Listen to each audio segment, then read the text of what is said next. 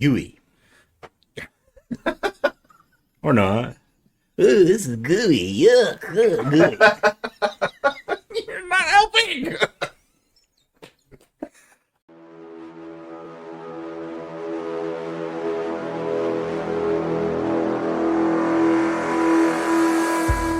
Like father. Like son. Just two regular guys that love to distro hop. Not too technical or even bleeding edge.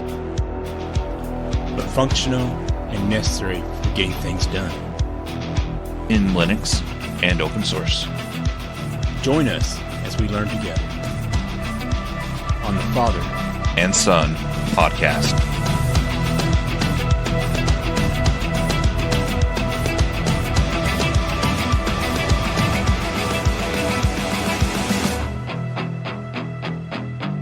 Hey, so welcome to the Father and Son podcast. I'm James. I'm James. And I'm like father. And I'm like son. And this is our podcast, and we thought we'd go ahead and do a in-between podcast. So we're doing Linux reviews. We got done doing the Void Linux a couple weeks ago, and now we're in the middle of another Linux that we're working through. But we wanted to take some time out to explain some of the terms that we had on our last podcast. Possibly correct some of the things from, or clarify a few things from the last podcast as well. May do some definitions from there as well, some terms that may have caught some people off. It's new to Linux. That's the whole idea. Is anyone's new, we want to make sure that we can get them as part of this podcast as well. Absolutely. I don't know how many of the experts will get going with us. They just probably laugh at us and, noobs, something like that. But we do... we're doing all this, like we said before, so we can learn more. So it pushes us a little bit more. And otherwise, we'll just stay still in one spot. So we thought, hey, all this distro hopping that we're doing, let's make something worthwhile out of it and learn a little bit more as we go along. And maybe help you guys out too, That's the whole thing about Linux community as well, bringing in new people, helping them out. And so we hope that you'll learn something new from us, and maybe you'll challenge us to learn something different than we already have. Absolutely. I want to throw us off a little bit here. So what have you done in the past few weeks that's considered IT, open source, or computer-wise? Besides my job? Besides your job. To it. Oh, let's see here. Recently, I had to update a program that I was creating. I helped my fellow coworkers with a program that I built in order to make their lives a little bit easier. I know this is supposed to be outside of my job, but that's not my normal job description. As long as you're not giving away any secrets or anything like that, I guess it's fine. And I'm also going to look into this year trying to get an HTML or CSS certification as well. That's a different programming language, and this one is in particular for websites and making it look pretty, which is what the CSS is. Yeah. I've recently redid the server. We have a server that we put out Nextcloud on, and I also have AMP on it to do a couple of Valheim worlds in there for our gaming. And it was running really slow, and I was trying to redo the certification on it so I can get there from anywhere without any problems on any of my browsers, and on again. Needless to say, I took out one of the drives, put in 3 of my 1 terabyte drives, solid state drives, and we'll talk about that a little bit later on, and put it together as a RAID, and then got that all back together and loaded a new Nextcloud on there, and everything's running a lot faster.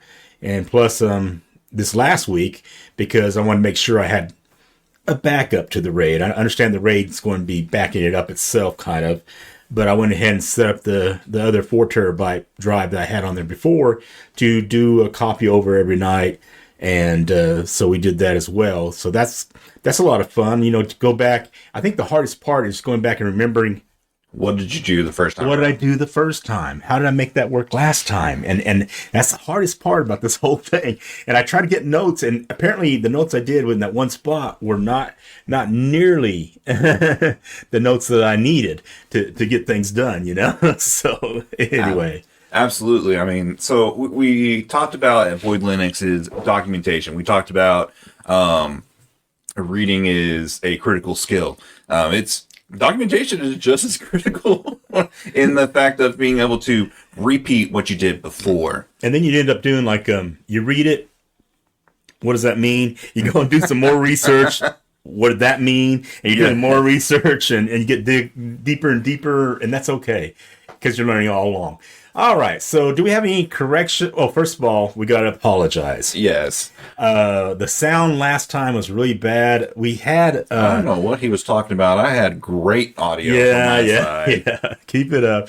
I set them both up, by the way. But anyway, but we did have one of our video cameras locked up.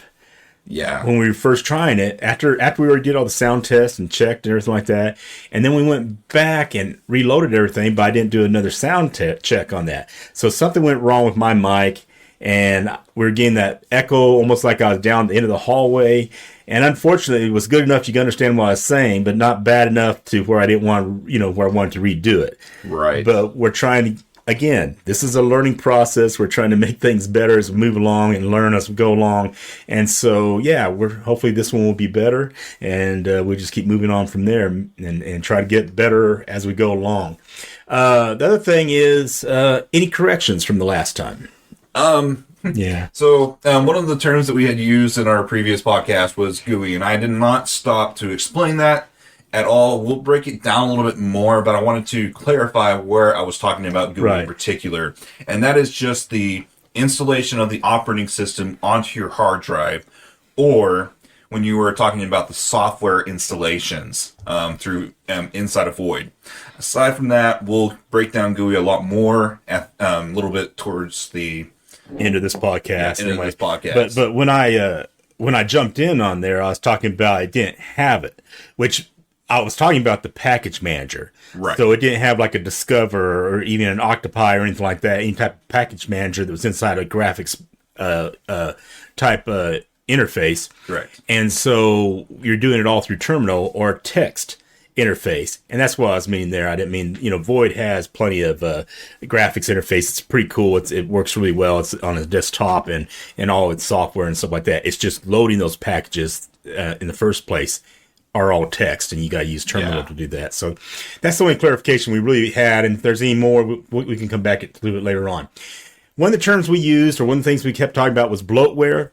Now, bloatware comes from my generation, way back when in Windows. You got a brand new laptop or desktop, and you had the Windows on it, and they had all this software right there. You can get 60 days worth of McAfee antivirus, or you can have 60 days on Office, Microsoft, and 60 days of this, and trial of this, and trial of that, and trial. And you're kind of excited about some of them. You're like, yeah, this is going to be great. And then you have to pay for some of them. Correct. Which isn't necessarily bad. I mean, some of them do their due diligence, and Norton and McAfee are fantastic antiviruses, but if you don't have the money, there's other options as well. Right. And what it would do is it would use the resources of the computer. Correct. And there'll be a lot of stuff on there. One of the resources that were big back then was the hard drive. And we're going to be talking about hard drives in a little bit too. Yes. But it'll take up a lot of your hard drive right off. And you're like, why is so much space being taken up just by the installation of that came in the first place? I don't even have room to put anything else on here. Yes. So that's what we mean by bloat, okay? It has this extra stuff on it. And to let you know how bad it is, I mean, later on when you had some Windows tablets or Windows netbooks and stuff like that came out, for some reason, those had a lot less, and they ran okay on them too. The Windows was fine. Faster. It's like, why do I have to have all this extra junk on my Windows anyway? So we take that same term, bloat, sometimes bloatware, over into our Linux systems, and we'll be talking about bloat as all the extra programs that we have in an operating system. And I have an argument there as far as sometimes it's good. Correct. And when would it be good? It's good. I mean, just like I was mentioning on the McAfee and Norton, they're great things, and maybe you haven't heard of one. Same thing when you're working with Linux installation with open source products.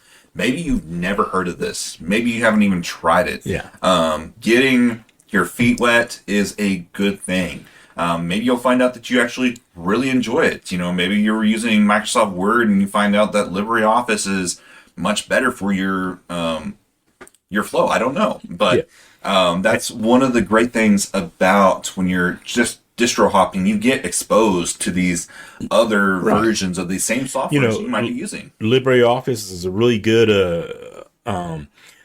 Office suite that you can use instead of Windows using, Microsoft Office. You can use LibreOffice, and it's just as powerful. There's so much stuff on there you can use. It has the same things as far as calculation sheets and doing the writing, and it has a PowerPoint.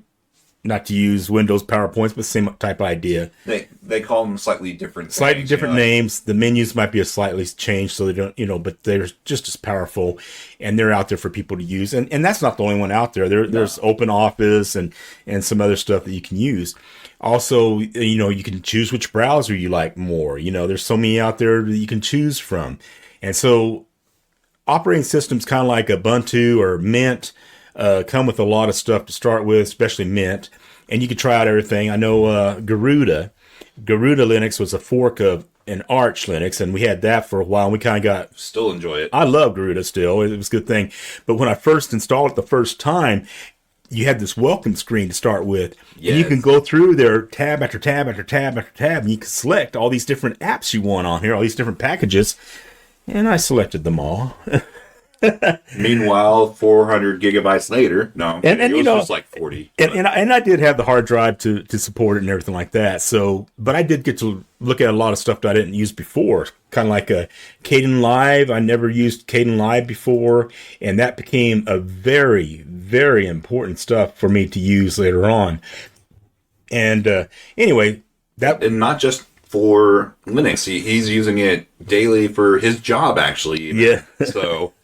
It's actually quite fun to find these open source alternatives that allow you to do the same, if not better, than the ones that you're going to find as what we call proprietary, which is something you might pay for, or something that they have rights to somewhere. Yeah. And the Kdenlive is one that you can use, and that's you can make movies with it, edit your videos with it, sound stuff.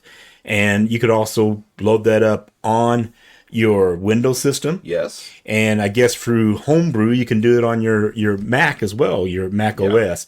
Now I don't have an M1 or M2, M3 Mac or anything like that, but as far as the the ones before that, Homebrew would work, and you got Homebrew working kind of like a terminal. This is not a Mac commercial either. I'm just saying they're available on both those systems for you to use.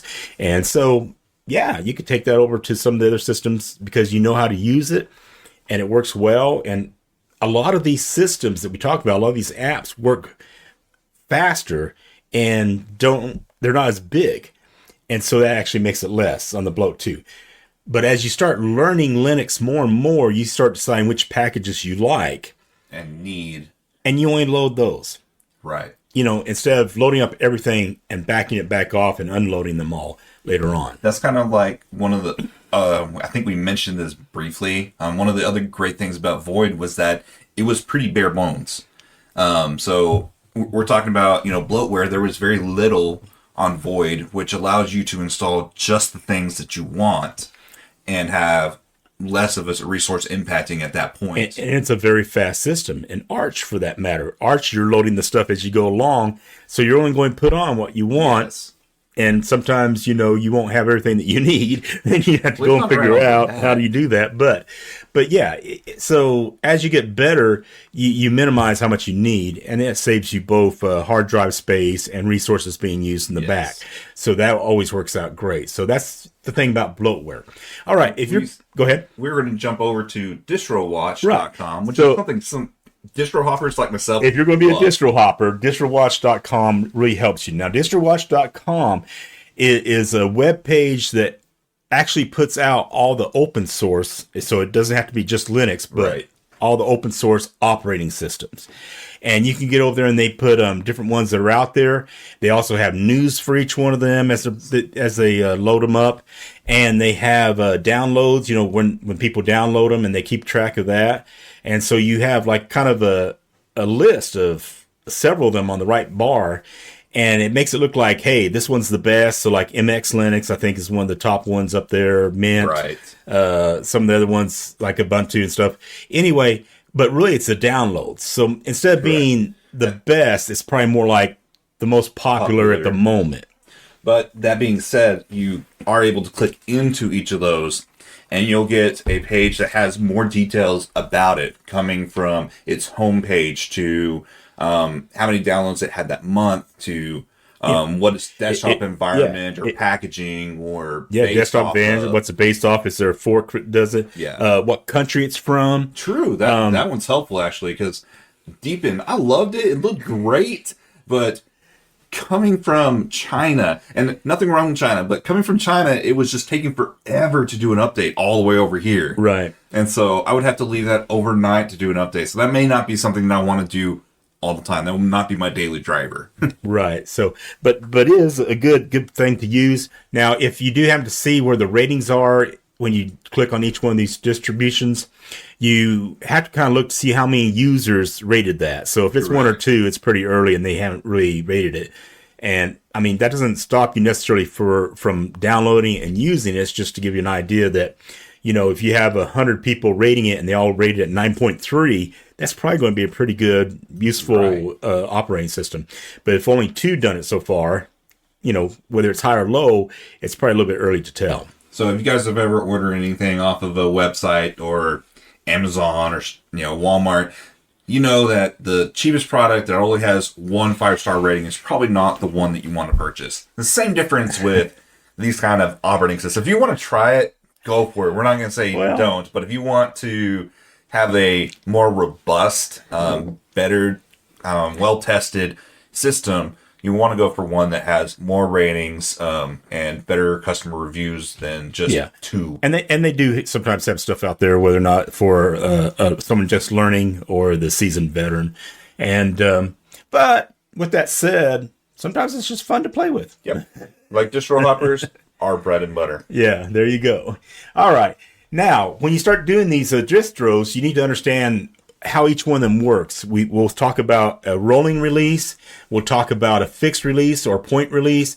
And sometimes you'll even hear an LTS at the end, or long-term support. Right. And each one of these have a different, good points and bad points to it, if you will, or possible bad points. I mean, they're all good points. Okay. But some things that you do, you may want a little bit more support than other ones. Okay. So with that said, if we have a fixed point or a fixed or point release, that's one that's going to be released every once in a while, every 6 months, maybe every year, every 2 years, so forth. And what that means is they're going to take their stuff and put it together and test it multiple times, send it out to all the people. They're going to use the beta, if you will, and some may have had the alpha before that. And they're going to work with that and try to get out all the bugs before they release it. Correct. Okay. The opposite of that would be, or not really opposite, but you have a rolling release. Now, rolling release it's going to be a cutting edge type release. Every time they have a new update, a new change, someone wrote something different, it's out there to grab almost immediately, and you can load that up and update it if you want to update it that quickly on your systems. And so that really helps you if you have a new machine or new graphics cards, new hardware that you want to use and keep a driver for it. Yes. That's where you're going to find the drivers you need, because sometimes when you get the brand newest everything, you go to load up an operating system, it may not be able to support it yet because there hasn't been a driver built for it yet. Or the kernel doesn't support it just yet. So that's where, you know, it's good to have a rolling release, you know, such as Tumbleweed. And yes, they put that in the name on purpose. Tumbleweed rolling. Yeah, it's rolling. And from of course, OpenSUSE. Void that we used already last 2 weeks ago. It's a rolling release. Garuda is another rolling release because it's based on Arch. Yes, and Arch is definitely a rolling release. And to an extent, some of them are fixed point releases too. But generally speaking, most Arches are going to be that rolling, bleeding edge, cutting edge technology sort of thing. But the other ones, the long-term support, this is another fixed point release.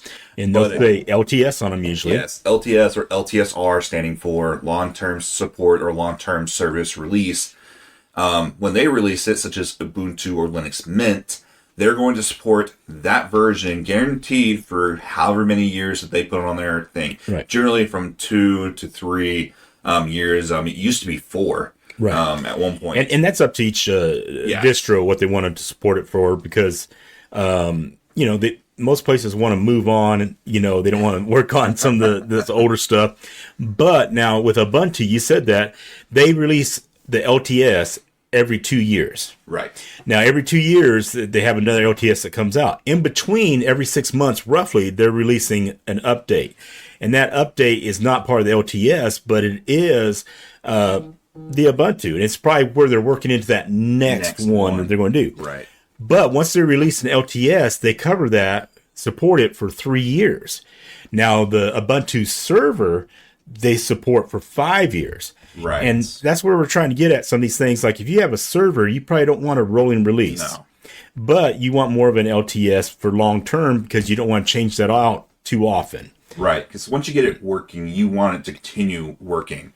For instance, my dad, I guarantee you, as much as he loves learning, he doesn't want to have to go back and redo his Nextcloud every time an update comes up. Because sometimes that takes all day. Yes, it can take all day, or it might break something that was working beforehand, and so that's where the long-term service report or point releases have a higher or a better positive feedback than the rolling release does. So rolling release, good points, is cutting edge, up to date all the time. Right. Okay. A point or fixed point type release is going to be stability. You're not going to have to worry about bugs or things whacking out on you in the middle. Now, I will say, even on the LTSs and the fixed points, they're going to have releases for your packages. Usually the apps themselves will have updates, and security. Anytime security stuff comes up, they'll send out an update for that. So you'll still have the security stuff. It works out really well that way. Sometimes you have some hybrids. Manjaro, it's based on Arch. It kind of has a certain time frame where they work and test it before they release it. Correct. Even though it's based on Arch. And so they work it out that way. It's pretty cool that OpenSUSE Tumbleweed does that a little bit too as well. Right. And you'll see OpenSUSE and Arch even has an LTS, which is faster release than LTS for Ubuntu, but still slower than your Arch. Yes. So you're going to have some of these distros that have two different ones that you can look at. But know that if you have an older machine, you don't really have to go out there and find the leading edge anything. So not. So once you get something stable and fixed and working with it for a little bit, you may want to keep it there for a while before you get kind of active and say, hey, let's go and change this up. True. Because then you get to the points where this isn't working and I need it. This isn't working and I need it. So we usually have something that we're working on all the time that we trust, and we're not going to update it until after we're done doing our work. Right. So anyway, that's what we have as far as your open rolling release, your fixed release or point release, and your LTS. And talking about Distrowatch, we were talking about it showing the homepage. It also shows where you can download it. And of course, the image. The image, they call it, is most images are ISOs. Occasionally, you're going to see an IMG, which is every once in a while, another name for image as well. But you need a tool in order to get that to your drive or your flash drive, usually your thumb drive. You can still write it to your CD, you can still write it to your DVD, but that's going to be less and less common, especially as you come with newer machines. They're not doing DVDs as much. You're not doing the optical drives. Right. So you want to be able to write it to your USB. So we have a few of the ones that we prefer. Just your regular thumb drives, this one. Yeah, little SanDisk. Little SanDisk, some of them you could put on your keychains. I had a release that I had on my keychain, and I think it was like Kobe Linux. Does that sound all right? Kobe, something like that. Maybe. And I probably didn't touch that thing for 6 years, and then loaded it up on computer that was dead and was able to pull all the stuff off the hard drive that we needed to pull off of it years later. So that's pretty cool. But to get to these new ISOs that you want to use, you're going to have to make a live thumb drive or a live image or a live distro or live operating system. Right. And so we have a few that we prefer or we have used. There's plenty of other ones out there as well. I prefer Ventoy. It has a way that it has a way to load several very easily, almost like you plug your USB in and you have a drive called Ventoy, and you can open that folder up and drop your ISO there, and it's ready to go whenever you boot into it. And we'll talk at another point how to boot into these because as well. Once you get the Ventoy set up on that thumb drive, it's actually just a drag and drop onto that thumb drive of those ISOs at that point. And depending on how big your thumb drive is, you could have multiple images on there. And you can test drive those there as a live image. I mean, you won't be able to do everything, but it'll give you an idea what that desktop's going to look like. I totally did not have 32 operating systems all on one 64-bit drive at some point. Big drive, yeah. Along with some other tools, which we can maybe go into. There are bootable tools that help you out too. Correct. But we'll talk about that another day. one of those things we can make, Clonezilla and some of these other stuff that we might use. Yes. But the one that I like to use is Balena Etcher. I usually just call it Etcher. And that one's kind of a graphics interface. You actually load, you download that and you open up like an executable file, if you will. Right. And then it allows you to either grab the image that you already downloaded, or sometimes you can even go out to grab the image. This one I don't believe allows you to go out. Yeah. But the Balena Etcher will work with your Linux system to build that thumb drive. Correct. And it will work with Windows, and it works with Mac as well. So it's great. Sorry. It's what we call cross-platform. That means it's able to work on different operating systems or different platforms, 32-bit, 64-bit, other things we can get into another time. But it's going to start off with a very simple, as we said, user interface, where you choose your ISO file, you choose your drive, and then you simply click on Flash, and it goes ahead and writes it, and then it will verify that it wrote it correctly. Occasionally, you're going to run into where it may not. Yeah. But it allows you to have a bootable drive. Correct. And the last one we were talking about is Rufus. Now, I used to use Rufus a lot, but I was on a Windows machine when I was using Rufus because Rufus is only on Windows. Yes. But it will work as well. And what you do when you get these, you load these up in your USB drive, but then you have to go in the BIOS and the boot order, or they might have a temporary boot setup, order, and you have to select that USB drive and boot up in right. That. And that's something we'll talk about more in depth at another point in time. We'll probably make one of these in-between episodes just for that. Absolutely. But to be able to distro hop, that's exactly what you want to do. Yes. All right. So we talked about Gooey a little bit earlier, and it's not Gooey like Gooey, but Gooey, GUI, Graphics Users Interface. What exactly is that? Simply put, this is the window, or essentially what you're seeing on the monitor in front of you. It allows you to interact with or work on the operating system without having to use the text-based commands. Okay. Of course, you're going to use your keyboard for other things, but it's not necessarily strictly using your keyboard in order to interact. You can use your mouse. You can point and click. Another way to look at it is this is the pretty side of the operating system. If you guys remember DOS, I don't know how far back you guys can go, but DOS was a text base. Many of your servers, like Ubuntu server, is going to be a text base. I don't know if you can see behind my dad, but he's got this little matrix thing. If you guys watch the matrix, it has that terminal that's kind of green and all these codes going down. Very similar, okay? You're not going to see the pretty looking although buttons. This might be a graphics interface showing a textual. I don't know. Yeah, it's very true. But usually, on your text-based stuff, you're going to be typing it in, a command, a function, something like that, and hitting enter and running it that way. In order to do what you need to get and done. Your graphics one is going to be something you're going to be clicking on buttons Yes. open, double click this. You're being using your mouse or your touch screen to do. And when you're doing the other one, you're going to be the text-based ones. You're going to be using your keyboard and enter to do. So, and that one's a lot of memory base. Really, it is. Right. You have to know these commands, be familiar with them in order to do that. It's not to say that you can't get things done that way, because you can, but it's not always the easiest, especially for a beginner. It's very, it can be daunting. If you ever open up command prompt, it looks scary because you're not familiar with it yet. Yeah. So if you have to run something inside of Windows, because you're not used to it there. But in Linux, you get used to using the terminal, and the more you use the terminal, the more power you have, actually. And it helps you get things done quicker.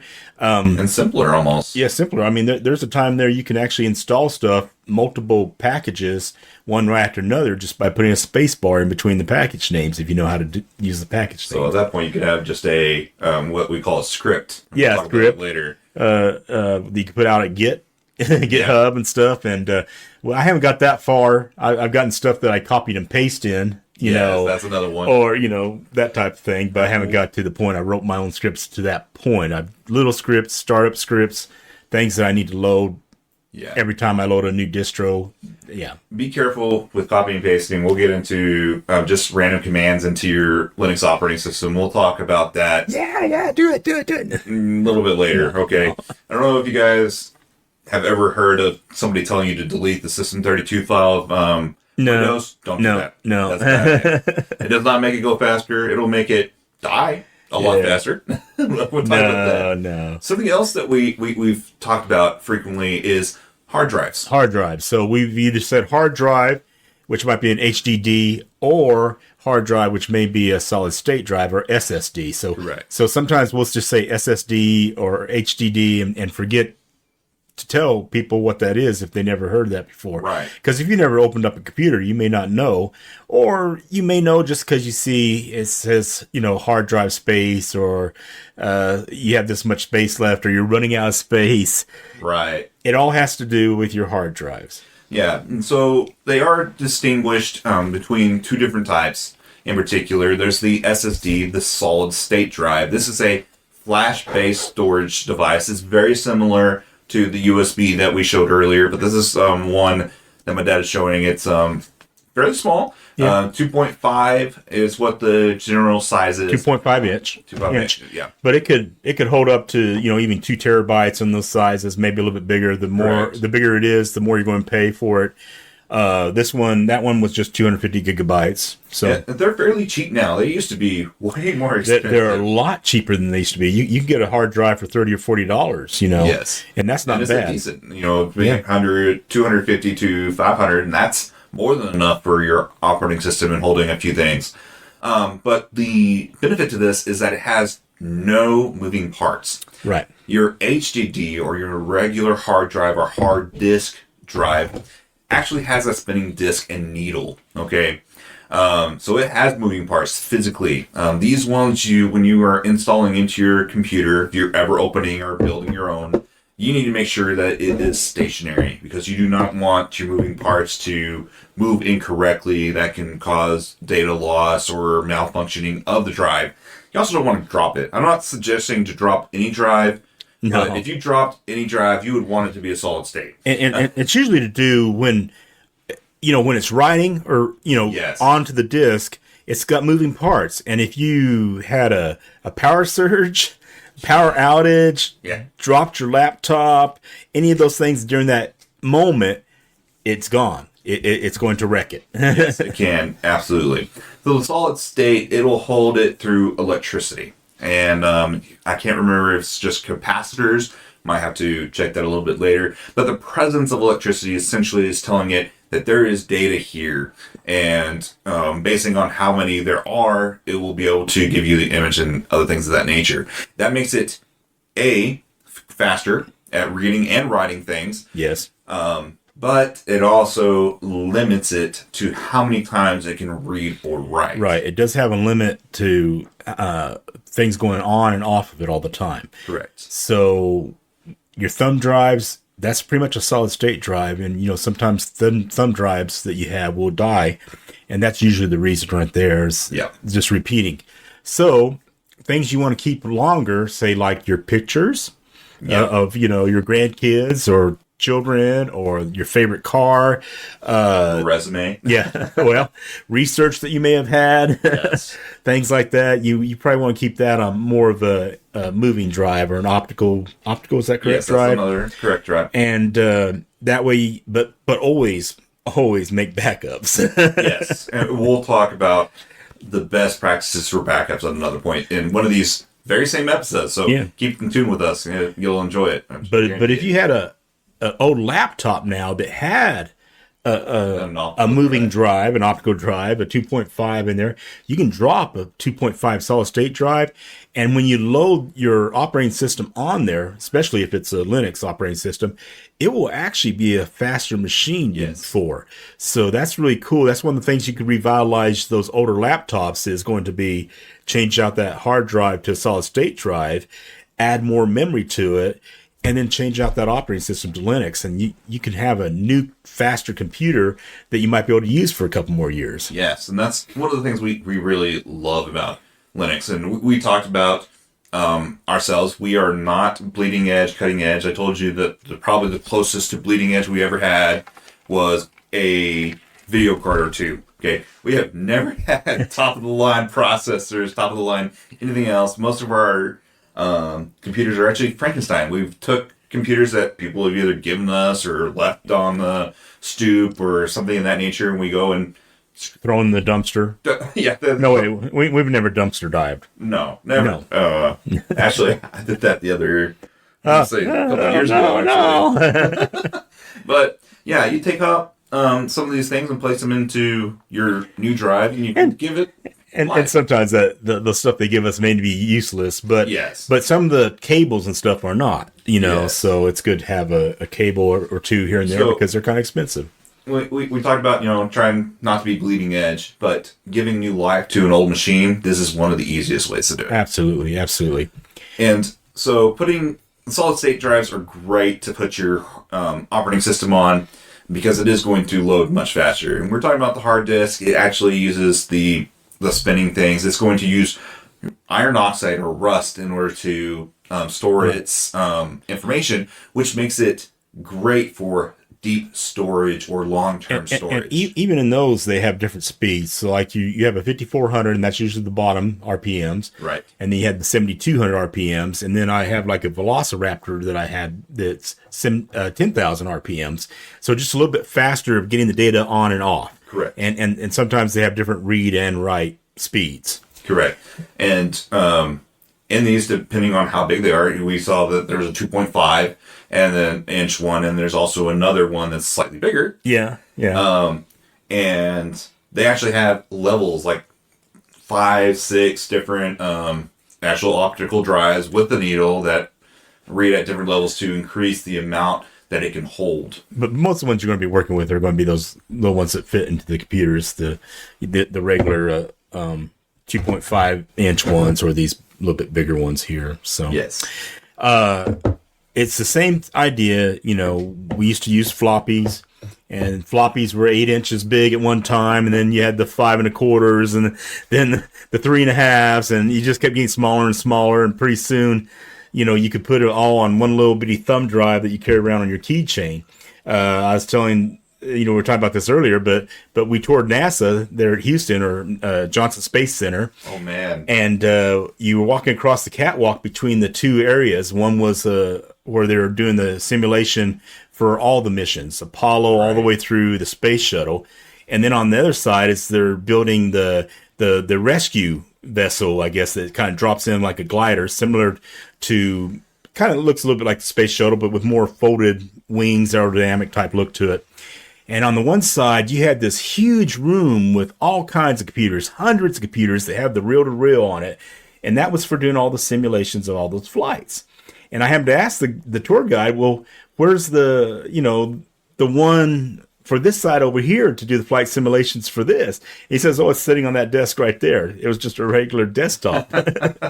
So as the technology increased, the things got smaller, and that helped because then we get down to cell phones and Right.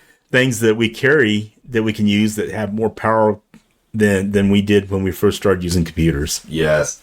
They actually used to be room sizes, and we're not even talking about for many computers. We're talking about one single computer. So my dad is from the generation that used to use punch cards. That's another story. I was just after that generation. Praise the Lord. But you wanted to bring a verse for us too? I do have a verse for us today. And the verse we're going to be looking at is going to be in Proverbs 18, verse 15, which says, "The heart of the discerning acquires knowledge, for the ears of the wise seek it out." And this is knowledge, knowledge of God. But even when we're doing Linux stuff, if you need to be seeking out knowledge, always looking for more and more to listen to bring in, to decide on, make decisions with, but that knowledge you get makes you wiser. And that's what we do here with our Linux stuff, is we're trying to make everything, we're trying to become discerning on how to use different things and make things better. Right. So do that in the world as well. Right. That's always good. I mean, and maybe you're kind of sitting on your hands, you're like, Windows is what I know best. It's like, correct. Well, it's because you gave the time of day to it. If you give Linux a shot, you'll learn it and it'll be easier.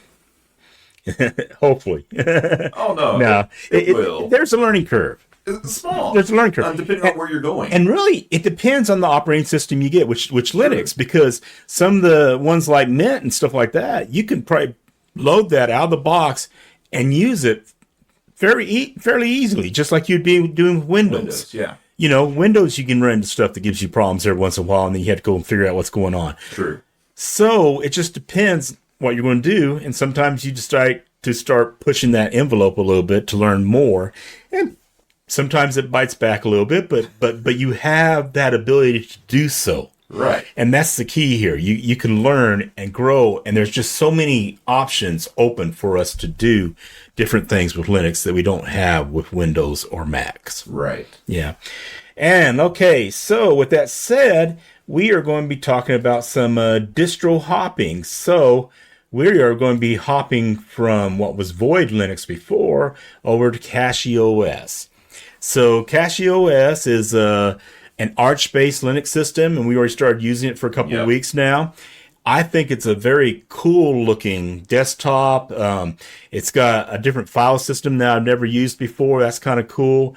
You actually did use it before. It used to be inside of Ubuntu at one point. Really? Yeah. I just didn't know it. That was back when it was a black box, and I didn't know. But so far, I like that. I've had a couple little hiccups here and there, but I think I can get it to the point it could be a daily driver.